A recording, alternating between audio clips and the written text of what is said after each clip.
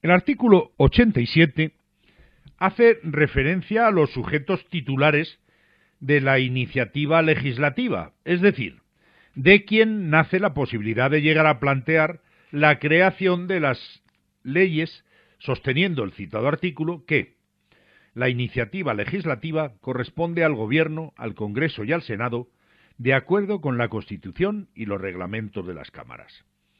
Además, también se contempla que las asambleas de las comunidades autónomas podrán solicitar del Gobierno la adopción de un proyecto de ley o remitir a la mesa del Congreso una proposición de ley, delegando ante dicha Cámara un máximo de 3 miembros de la Asamblea encargados de su defensa.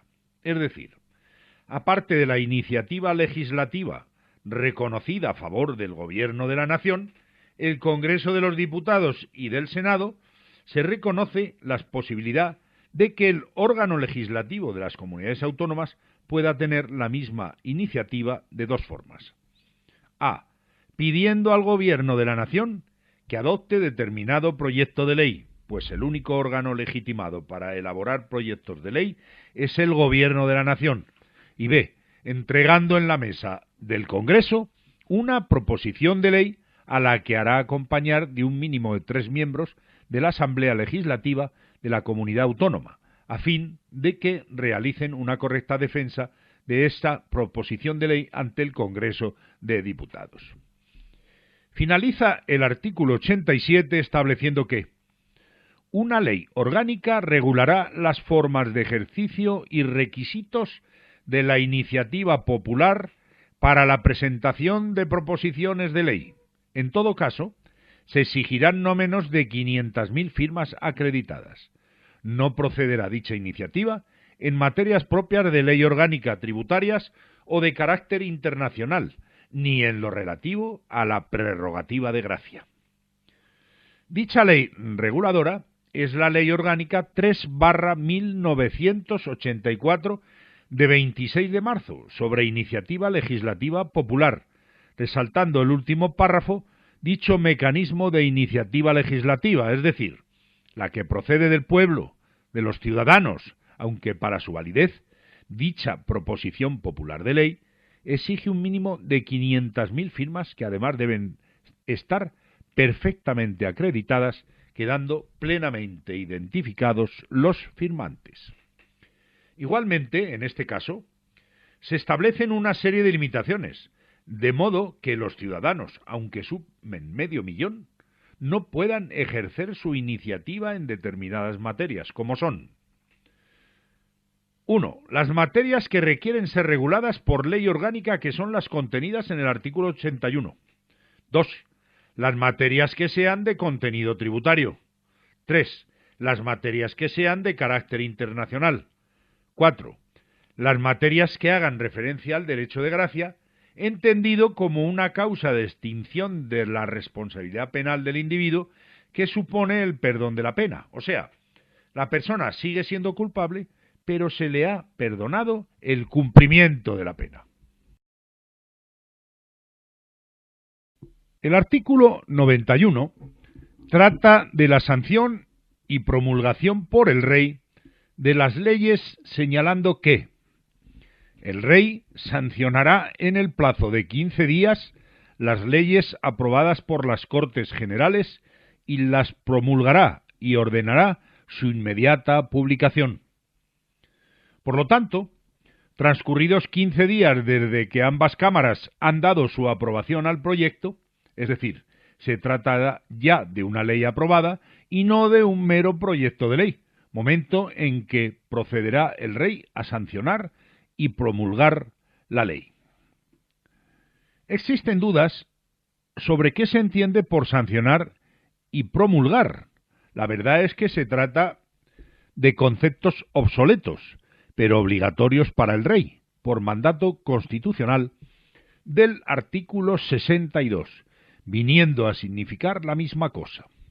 La sanción vendría a ser la firma del rey en el texto, y la promulgación, ese texto que aparece al final de la lectura de la ley, que señala textualmente: a todos los que vieren esta ley, yo vengo en sancionar y mando que guarden y hagan guardar esta ley. El artículo 92 hace referencia al referéndum consultivo para cuestiones especialmente relevantes, marcando cuáles son las pautas a seguir, señalando los requisitos siguientes. A. Que el rey, de nuevo, por imperativo legal, sea quien convoque el referéndum. B. Que se trate de asuntos de gran relevancia o trascendencia. C. Que el planteamiento del referéndum sea a propuesta del presidente del gobierno. D. Que el Congreso previamente haya dado su autorización. El procedimiento de referéndum viene regulado por Ley Orgánica 2/1980 de 18 de enero sobre regulación de las distintas modalidades de referéndum. Se podía definir el referéndum como una institución democrática, a través de la cual la ciudadanía expresa su voluntad respecto a un asunto o decisión que sus representantes constitucionales o legales le someten a consulta, destacando que para el caso concreto de nuestro país, el artículo 92 habla de referéndum consultivo, es decir, el gobierno consulta, pero no tiene que dejarse llevar por el resultado del referéndum, pues carece de fuerza vinculante. Es decir, el gobierno valorará libremente qué hacer una vez escrutado el resultado. Lo expuesto se plasma perfectamente en el citado artículo 92, señalando que las decisiones políticas de especial trascendencia podrán ser sometidas a referéndum consultivo de todos los ciudadanos. El referéndum será convocado por el rey mediante propuesta del presidente del gobierno, previamente autorizada por el Congreso de Diputados. Una ley orgánica regulará las condiciones y el procedimiento de las distintas modalidades de referéndum previstas en esta Constitución.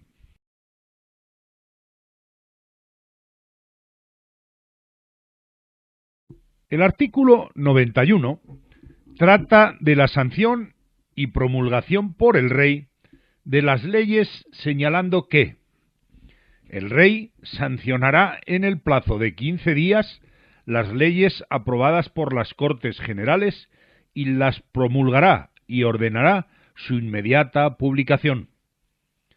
Por lo tanto, transcurridos 15 días desde que ambas cámaras han dado su aprobación al proyecto, es decir, se trata ya de una ley aprobada y no de un mero proyecto de ley, momento en que procederá el rey a sancionar y promulgar la ley.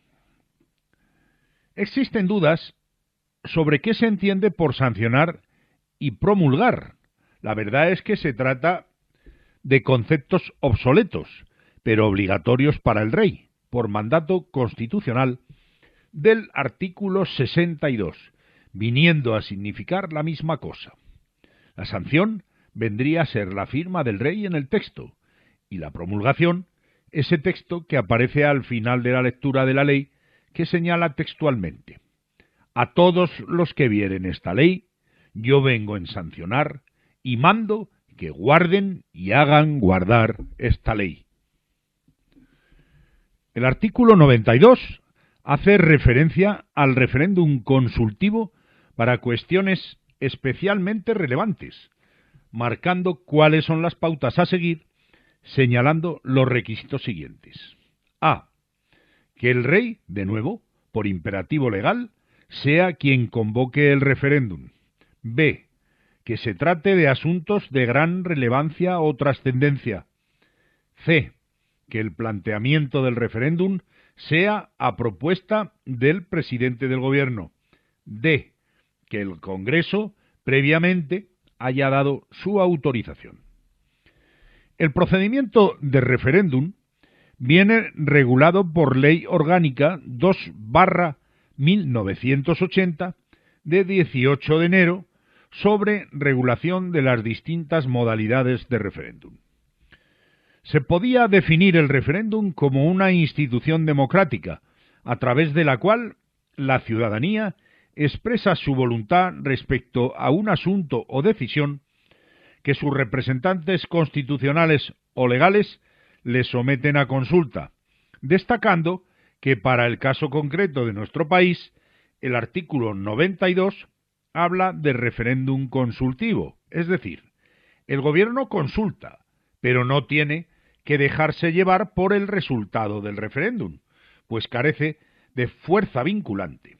Es decir, el gobierno valorará libremente qué hacer una vez escrutado el resultado. Lo expuesto se plasma perfectamente en el citado artículo 92, señalando que las decisiones políticas de especial trascendencia podrán ser sometidas a referéndum consultivo de todos los ciudadanos.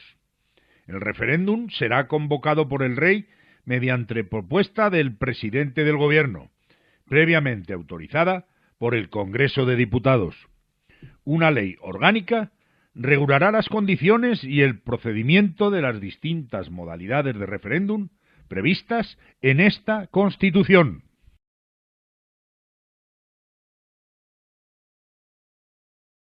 El artículo 88 se refiere a los proyectos de ley del Gobierno, señalando que los proyectos de ley serán aprobados en Consejo de Ministros, que los someterá al Congreso, acompañados de una exposición de motivos y de los antecedentes necesarios para pronunciarse sobre ellos.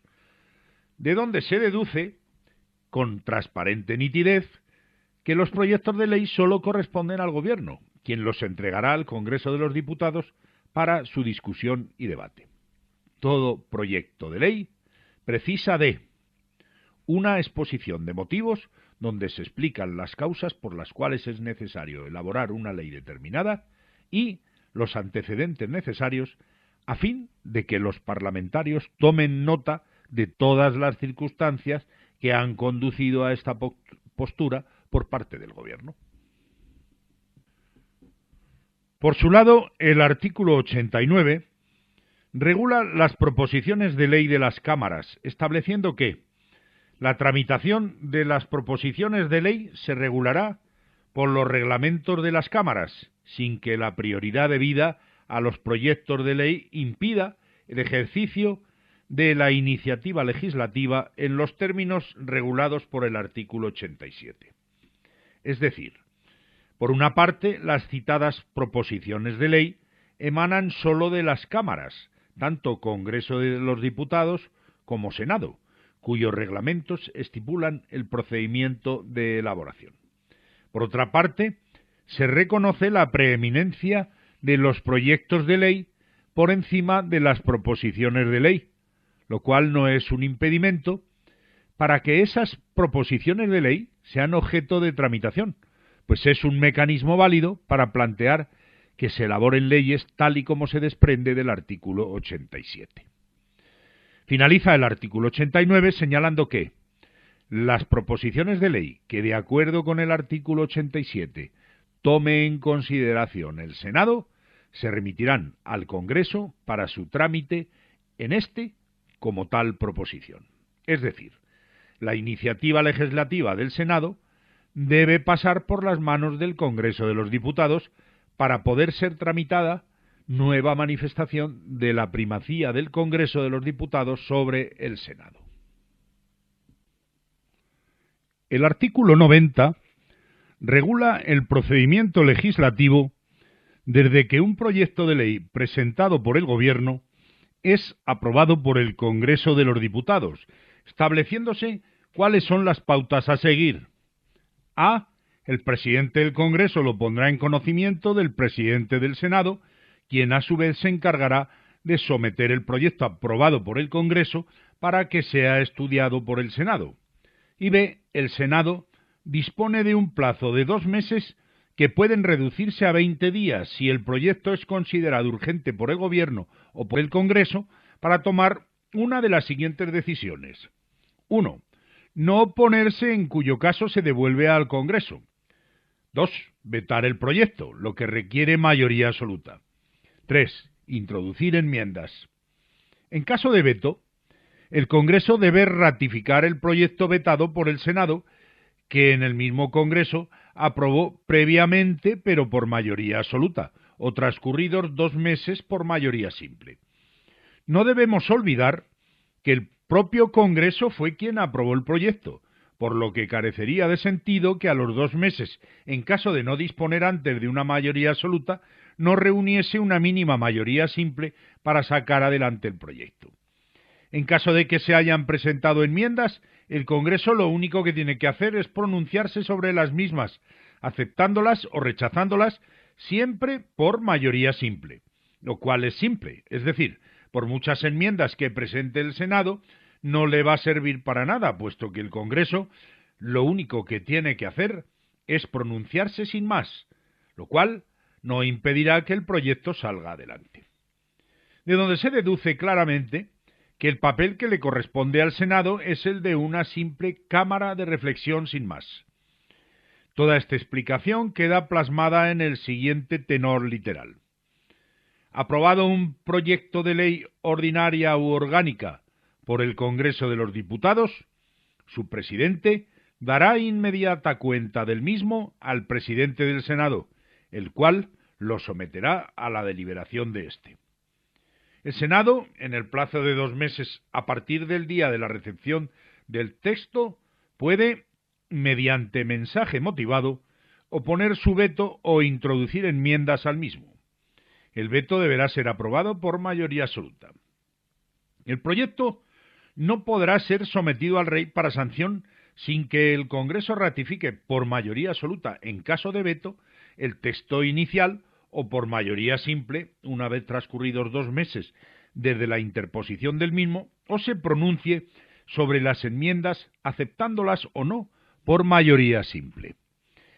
El plazo de 2 meses de que el Senado dispone para vetar o enmendar el proyecto se reducirá al de 20 días naturales en los proyectos declarados urgentes por el Gobierno o por el Congreso de los Diputados.